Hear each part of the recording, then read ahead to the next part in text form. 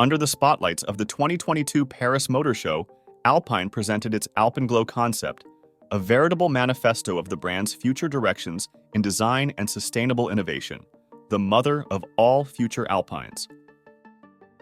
This founder model embodied the brand's ongoing research into hydrogen-powered combustion engines for sports cars, with the potential for high performance both on the road and in competition, in line with the brand's ambitious decarbonisation targets.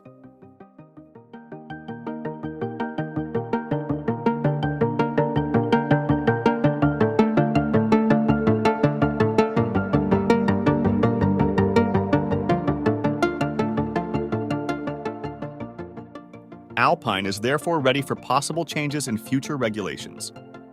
Today, the Alpine Alpenglow Hy4 is no longer just a concept car, but has become a genuine rolling lab designed as a racing car with its carbon monocoque and turbocharged 2.0-liter four-cylinder engine develops 340 GP.